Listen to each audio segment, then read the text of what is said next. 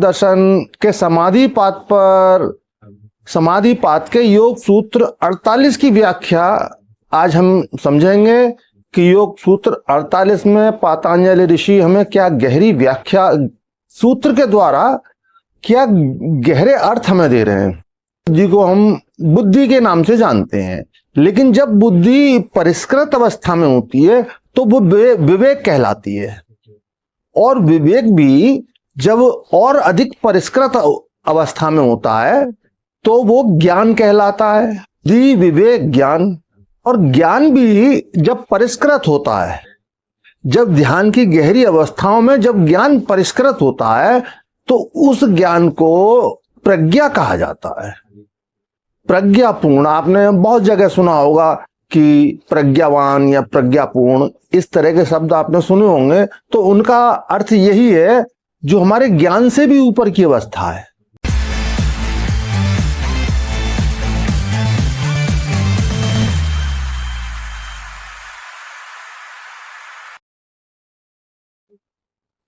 साथियों, मैं योगी हमदर्द गिरी आप सभी के चैनल योगी हमदर्द गिरी में स्वागत करता हूं। आप सभी को बहुत बहुत प्रेम। साथियों, हमारा आज का विषय पातंजलि योग दर्शन के समाधि पाद के योग सूत्र 48 की व्याख्या आज हम समझेंगे कि योग सूत्र 48 में पातंजलि ऋषि हमें क्या गहरी व्याख्या सूत्र के द्वारा क्या गहरे अर्थ हमें दे रहे हैं। तो सबसे पहले समझते हैं सूत्र। ऋतंभरा तत्र प्रज्ञा। ऋतंभरा तत्र प्रज्ञा यानी ऋतंभ यानी सत्य। ऋतंभ का अर्थ है सत्य। भरा यानी जो सत्य से भरा हुआ है, ऋतंभरा। तत्र यानी जो स्थिति, पूर्व स्थिति के विषय में यहां पर तत्र का प्रयोग कर रहे हैं। और प्रज्ञा का अर्थ है ज्ञान की उच्चतम अवस्था। तो यहां मैंने पिछली बार भी आपको पिछले विषयों में बताया आपको हमारे मन के विषय में। हमारा मन अलग अलग स्थितियों में काम करता है। पहले हम मन के विषय में समझते हैं और फिर बुद्धि के विषय में समझते हैं। अब बुद्धि कोई मन से अलग विषय नहीं है, मन का ही एक एक्टिविटी बुद्धि है। यहां इस तरह से समझेंगे, हमारा मन इन 4 स्थितियों में वर्क करता है, और वो 4 स्थिति 4 अलग अलग नामों से जानी जाती हैं, जिनको कि हम चित्त, मन, बुद्धि, अहंकार के रूप में समझते हैं चारों मन की ही अवस्था, चित्त, मन, बुद्धि, अहंकार। लेकिन इन चारों के पार्ट, चारों के विभाग अलग अलग रूप में काम करते हैं। ये मैं सब पिछले वीडियो में आपको बता चुका हूं। इन चारों में जब बुद्धि की बात आती है तो बुद्धि के भी बहुत सारे भेद होते हैं। सामान्य अवस्था में बुद्धि होती है, लेकिन जैसे जैसे ध्यान के द्वारा, मेडिटेशन के द्वारा हमारी बुद्धि परिष्कृत होती जाती है कि नामों में भेद होना शुरू हो जाता है। जैसे सामान्य बुद्धि को हम बुद्धि के नाम से जानते हैं, लेकिन जब बुद्धि परिष्कृत अवस्था में होती है तो वो विवेक कहलाती है। और विवेक भी जब और अधिक परिष्कृत अवस्था में होता है तो वो ज्ञान कहलाता है। विवेक ज्ञान, और ज्ञान भी जब परिष्कृत होता है, जब ध्यान की गहरी अवस्थाओं में जब ज्ञान परिष्कृत होता है तो उस ज्ञान को प्रज्ञा कहा जाता है। प्रज्ञापूर्ण, आपने बहुत जगह सुना होगा कि प्रज्ञावान या प्रज्ञापूर्ण, इस तरह के शब्द आपने सुने होंगे। तो उनका अर्थ यही है जो हमारे ज्ञान से भी ऊपर की अवस्था है। तो ऐसी ज्ञान की से भी ऊपर की प्रज्ञा की जो स्थिति होती है वो बहुत ही महान ऋषि, बहुत ही महान योगियों की बुद्धि का स्तर होता है, जो कि ध्यान की, ज्ञान की गहरी अवस्थाओं में होती है।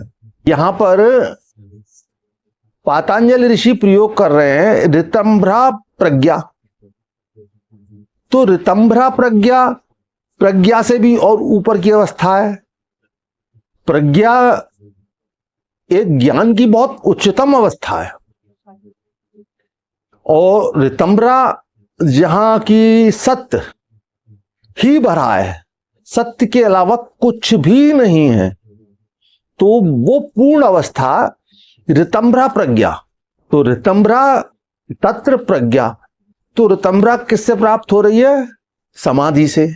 समाधि की वो गहरी अवस्था, वो निर्बीज अवस्था, जहां की हमारी बुद्धि का स्तर ज्ञान का से भी ऊपर बढ़कर प्रज्ञा हो जाता है, और प्रज्ञा से भी उच्चतम अवस्था जहां सिर्फ सत्य होता है, कुछ दूसरा होता ही नहीं। असत्य हम कहें, असत्य भी हम नहीं कह सकते, क्योंकि असत्य या सत्य बोलते ही, सत्य बोलते भी असत्य की उपस्थिति हो जाती है। यहां सत्य कह देना भी गलत होगा। यहां अब शाब्दिक रूप से तो आपको बताना पड़ेगा, समझाना पड़ेगा कि सत्य ही भरा हो जहां, लेकिन सत्य समझा जा सकता है, शब्द को शब्दों में नहीं कहा जा सकता। तो यहां पर आप इस बात को गहरे से समझने का प्रयास करें। जो मैं कुछ कह रहा हूं वो आप समझने का प्रयास करें। ध्यान की गहरी अवस्थाओं में आपको समझ आएगी ये बात।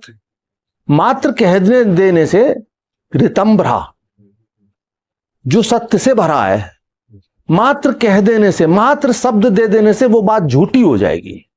तो इसके लिए मैं कोई शब्द नहीं लूंगा, बस इतना कहूंगा कि जहां सिर्फ ज्ञान होता है वो एक स्थिति है, एक अवस्था है, उसके लिए कोई शब्द नहीं है। फिर भी ऋषि बता रहे हैं कि एक अवस्था का नाम, एक स्थिति का नाम, तो उसको महसूस किया जा सकता है, समझा जा सकता है। शब्दों से ना तो पतंजलि ऋषि बता सकते हैं, ना ही मैं आपको बता पाऊंगा, और अगर बताऊंगा तो वो झूठ होगा। सत्य अनुभव से आता है। अभी आपने कुछ खाया, मीठा था या कड़वा, तो आप दोनों में भेद बता सकते हैं कि मीठा था या कड़वा। किस तरह का मीठा था? कम मीठा था, अच्छा मीठा था, और भी दिव्य था, और भी दिव्य था, इस विषय में कुछ नहीं बता सकते। कड़वे को भी कितना कड़वा था, उसकी कोई परसेंटेज, आप कोई एक्यूरेट स्थिति आप नहीं बता सकते। तुलना कर सकते हैं, और कंपैरिजन करने में फिर वो वस्तु दूसरी हो जाती है, वो वस्तु वो नहीं रहती। आप जिससे कंपैरिजन करते हैं वो वस्तु वो बन जाती है। अब वो वस्तु जिससे आप कंपैरिजन कर रहे हैं स्वयं वो नहीं है, तो कंपैरिजन वो गलत होगा। तो यहां पर बहुत ही दुविधा की भी स्थिति आ जाती है। यही कारण है जिन्होंने सत्य को जाना, परम सत्य को जाना, पूर्णता को जाना, वो कभी पूर्णता के बारे में कुछ बता नहीं पाए, सिर्फ मूक हो गए, शांत हो गए, कहने के लिए उनके पास शब्द नहीं थे। बुद्ध इस विषय में कभी ज्यादा नहीं बोले, सत्य के विषय में उन्होंने कभी कुछ कहा नहीं, हमेशा मौन रहे। तो इसका एक यही कारण था, क्योंकि सत्य को शब्दों में नहीं कहा जा सकता। सत्य एक मौन की भाषा है, जहां सिर्फ सत्य होता है, दूसरा कुछ नहीं होता। तो साथियों, आज के वीडियो को आप ठीक से समझ पाए होंगे, मैं आपको ठीक से समझा पाया हूँ। अगर मेरे समझाने में या आपके समझने में कहीं भी चूक हुई हो, या कुछ भी समझने से बाकी रह गया हो, तो आप कमेंट बॉक्स में लिख सकते हैं। मैं सभी के प्रश्नों के जवाब देने का प्रयास करता हूं। अभी तो जहां तक है मैं सभी के प्रश्नों के जवाब देता हूं।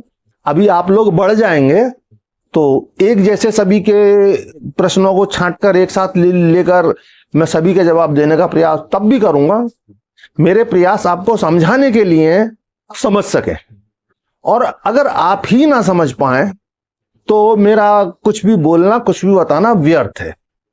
तो साथियों, वीडियो को अधिक से अधिक शेयर करें, और आप खुश रहें, मस्त रहें, तंदुरुस्त रहें, अपने भौतिक जीवन में अनंत विकास करते हुए आध्यात्म के उच्चतम शिखर को छुएं।